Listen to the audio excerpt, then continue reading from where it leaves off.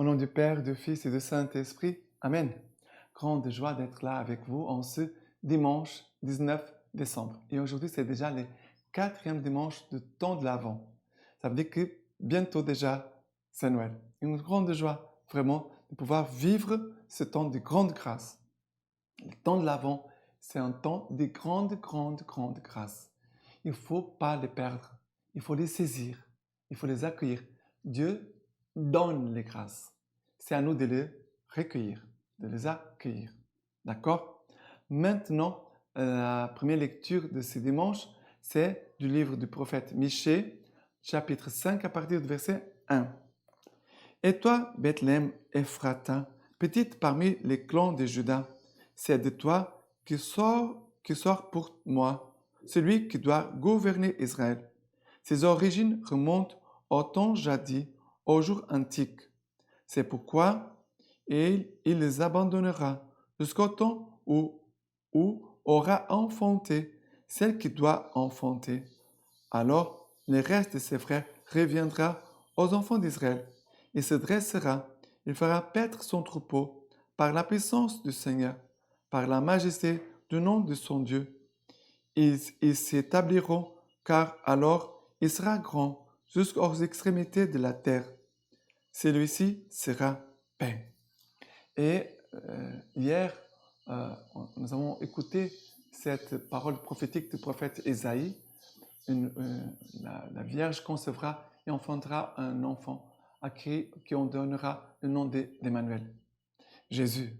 Jésus, Dieu sauve. Jésus vient comme notre sauveur.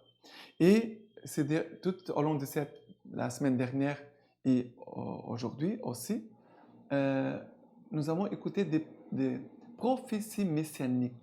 Ça veut dire dans l'Ancien Testament, il y a beaucoup de prophéties qui annonçaient la venue de Jésus-Christ, qui annonçaient le Messie, le Sauveur qui allait venir. Et aujourd'hui, c'est encore une prophétie messianique. Et toi, Bethléem Ephrata, petite parmi les clans de Juda, c'est de toi que sort pour moi celui qui doit gouverner Israël. Alors, les Juifs, les Israélites, attendaient un Messie qui viendrait d'Israël, de leur pays, de leur région, de Jérusalem. Et Jésus va naître à Bethléem. Mais les gens ne vont même pas savoir. Les gens connaissent Jésus comme les Nazaréens. C'est pour ça qu'on va écouter dans l'évangile de Nazareth pour sortir quelque chose de bon. Jésus vient vraiment accomplir toutes les prophéties. Jésus vient accomplir toutes les promesses. Jésus vient accomplir toutes les paroles qui concernent les prophéties, les prophètes, les psaumes. Jésus vient accomplir. Jésus est l'accomplissement de la parole de Dieu. Jésus est la parole de Dieu. Jésus est le Verbe. Il est la parole. Et de Bethléem, voilà, petit clan, un tout petit, rien du tout, c'est là où Jésus va naître. Donc, à Bethléem. Jésus a voulu choisir tout ce qui est petit. Vous avez déjà remarqué que dans l'Évangile, et même dans la vie de Jésus, Jésus a toujours choisi ce qui est petit. Jésus va naître à Bethléem, dit petite parmi les clans de Juda. C'est le plus petit des clans, les plus petits. Les paraboles du royaume, les grandes s'élever, les levains dans la farine, toujours d'une façon très discrète, très petite. Jésus veut entrer dans tout ce qui est petit. Ils sont les petits qui vont le recevoir. Voilà. Et après, il va dire, il se dressera et fera paître son troupeau par la puissance du Seigneur, par la majesté du nom de son Dieu. Le Seigneur va venir paître, il est roi, mais en même temps, il est pasteur, il est un berger qui vient pour conduire son peuple, pour conduire son église. Et après, il dit, ils s'établiront, car alors il sera grand jusqu'aux extrémités de la terre. Le Seigneur veut vraiment nous établir en lui. Même le peuple juif, c'est un peuple il a toujours eu des problèmes au niveau de la terre. Parce que pour les Juifs, la Palestine, c'est leur terre. Mais il a toujours eu des guerres, des difficultés pour qu'il puisse s'établir. Pourquoi? Parce ils ont oublié, et nous aussi les catholiques, nous les chrétiens, parfois on peut oublier que nous sommes appelés à nous établir en Dieu. C'est en Dieu que je dois m'accrocher. Mes racines, ce n'est pas cette terre. Mes racines, ne sont pas cette maison où je suis. Mes racines et mon cœur, il est tourné vers le Seigneur. C'est cela que nous disons dans chaque messe. Il veut notre cœur, nous le tournons vers le Seigneur. C'est vers lui que nous devons nous diriger. C'est lui notre berger. C'est lui qui peut aussi nous établir en lui, dans son cœur. Et lui sera notre paix. Dieu sera notre paix. Maintenant, le psaume 80, à partir du verset 2. Pasteur d'Israël, écoute, toi qui mènes Joseph comme un troupeau, toi qui sièges sur les chérubins, resplendis, réveille ta vaillance et viens à notre secours. Dieu Sabaoth, reviens enfin, observe des cieux et vois, visite cette vigne, protège-la, celle que ta droite a plantée. Ta main soit sur l'homme de ta droite, les fils d'Adam que tu as confirmés. Jamais plus nous n'irons loin de toi. Rends-nous la vie, qu'on invoque ton nom.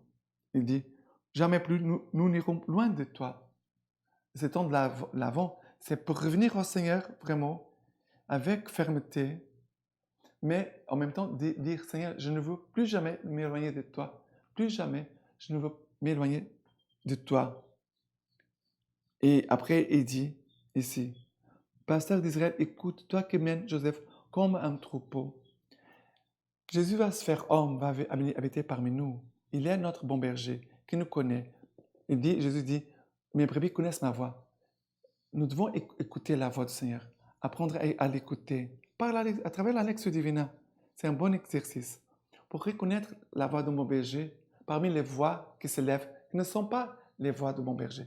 Et en même temps, par l'incarnation, Dieu va habiter parmi nous, Dieu va cheminer avec nous. Jésus marche avec nous, il nous accompagne. C'est magnifique d'avoir cette conscience. Le Seigneur est mon berger, lui, il me connaît, me conduit. Il est vraiment le bon berger qui m'accompagne. Je ne suis pas seul, jamais seul, plus jamais seul. D'accord? Et maintenant, l'évangile d'aujourd'hui, la deuxième lecture d'aujourd'hui, c'est Hébreux chapitre 10 à partir du verset 5. C'est pourquoi, en entrant dans ce monde, le Christ dit, tu n'as voulu ni sacrifice ni oblation, mais tu m'as façonné un corps. Tu n'as agréé ni holocauste ni sacrifice pour les péchés. Alors j'ai dit, voici je viens, car c'est de moi qu'il est question dans le rouleau du livre, pour faire, ô Dieu, ta volonté. Il commence par dire, sacrifice, oblation, holocauste, sacrifice pour les péchés, tu ne les as pas voulu ni agréés. Et cependant, ils sont offerts d'après la loi. Alors il déclare, voici je viens pour faire ta volonté. Il abroge les premiers régimes pour fonder le second. Et c'est en vertu de cette volonté que nous sommes sanctifiés par l'oblation du corps de Jésus-Christ une fois pour toutes. Et ici, c'est très beau cette lecture parce que nous écoutons Jésus qui dit, voici que je viens, ô Père, pour faire ta volonté. Et Jésus vient vraiment comme fils du Père pour nous apprendre à être fils de Dieu. Jésus est le modèle pour nous des fils de Dieu. Et vraiment, il veut racheter en nous le cœur de fils qui s'est perdu. Parfois, je pense que beaucoup de personnes perdent leur cœur de fils. Ils oublient qu'ils sont fils de Dieu. Ils oublient qu'ils sont fils de l'Église. Ils oublient qu'ils sont appelés à devenir fils comme Jésus. De contempler Jésus, d'adorer Jésus, de regarder Jésus, de l'écouter. Ils oublient. Ils commencent à se perdre. Et Jésus vient pour nous racheter de notre péché et nous donner à nouveau au Père. Les péchés nous avaient volé de Dieu. Et Jésus, par son sacrifice, va nous donner à nouveau au Père, va nous rendre au Père. C'est magnifique. Non seulement Jésus fait son offrande de son corps, de son sacrifice, de sa vie, pour nos péchés une fois pour toutes. Jésus a effacé, Jésus a pardonné les péchés pour toujours, mais Jésus nous donne aussi son cœur de fils pour que nous puissions aimer le Père comme lui, il aime le Père. D'accord? Et maintenant, l'évangile d'aujourd'hui, c'est Luc chapitre 1er, à partir du verset 39. En ce jour-là, Marie partit et se rendit en hâte vers la région montagneuse, dans une ville de Juda. Elle entra chez Zacharie et salua Élisabeth. Et il advint, dès qu'Élisabeth eut entendu la salutation de Marie, que l'enfant tressaillit dans son sein, et Élisabeth fut remplie de l'Esprit Saint. Alors elle poussa un grand cri et dit, « Béni es-tu entre les femmes, et béni le fruit de ton sein. Et comment m'est-il donné que vienne à moi la mère de mon Seigneur? Car, vois-tu, dès l'instant où ta salutation a frappé mes oreilles, l'enfant a tressailli d'allégresse en mon sein. Oui, bienheureuse celle qui a cru en l'accomplissement de ce qui lui a été dit de la part du Seigneur. Bienheureuse celle qui a cru en l'accomplissement de ce qui lui a été dit de la part du Seigneur.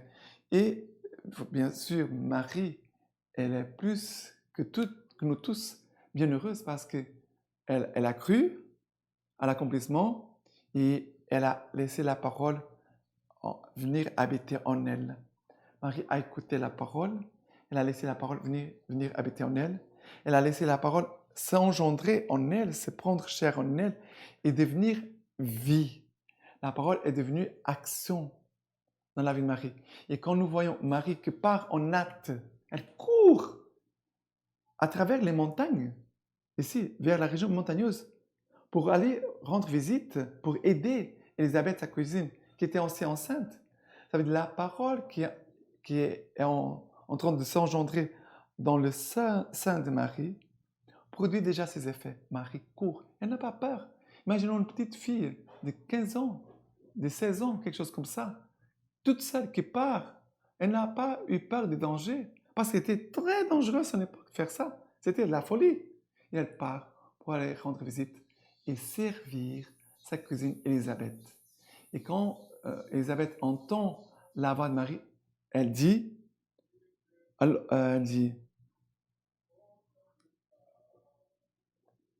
dès l'instant où ta salutation a frappé mes oreilles, l'enfant a tressailli d'allégresse en mon sein et elle a été remplie de l'Esprit Saint. Et dit, Élisabeth a eu entendu la salutation de Marie et l'enfant tressaillit dans son sein. Et Élisabeth fut remplie de l'Esprit Saint. Allégresse remplie de l'Esprit Saint. Le Seigneur veut, à travers la présence de la Vierge Marie, nous communiquer l'Esprit Saint et faire notre cœur tressaillir de joie. Parce que Marie, elle porte Jésus caché en elle. Élisabeth a été capable de voir ça.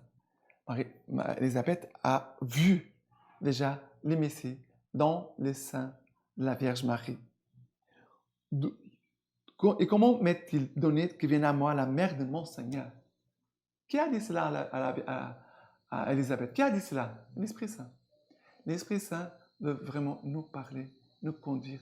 Et la Vierge Marie est là pour nous aider à recevoir l'Esprit Saint et aussi avoir cette joie d'être proche de Jésus, comme Jean-Baptiste est proche de Jésus. Les deux dans le ventre de leur maman, mais ils sont dans une grande joie, les deux.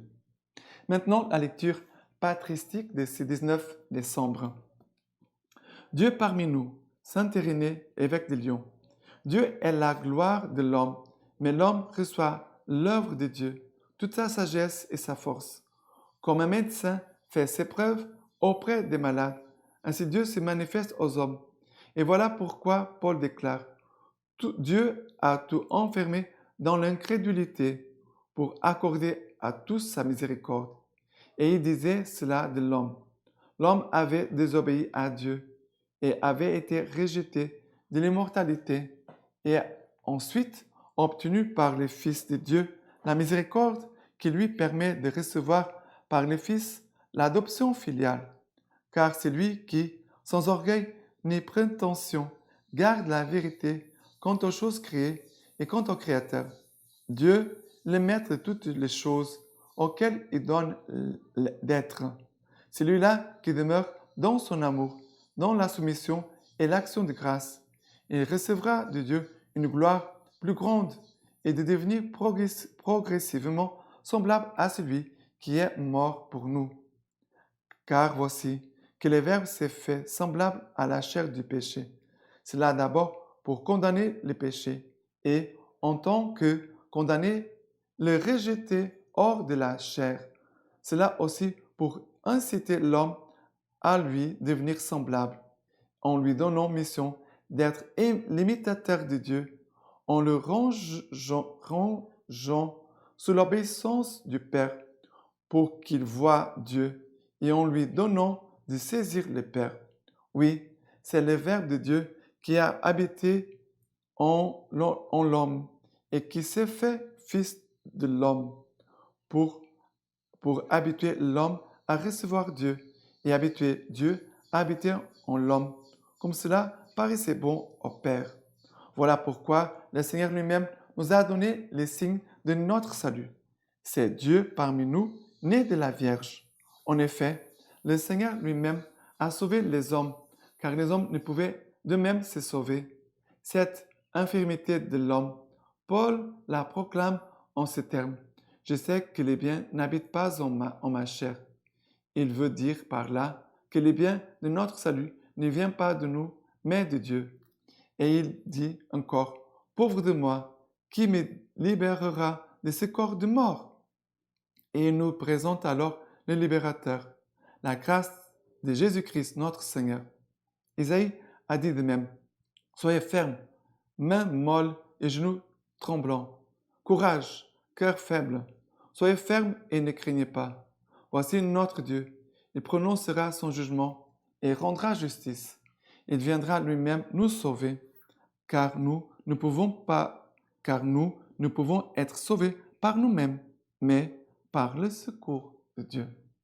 Et maintenant, je vous laisse la bénédiction par les mains toutes pures de la Vierge Marie. Que le Dieu Tout-Puissant vous bénisse et vous garde, le Père, le Fils et le Saint-Esprit. Amen.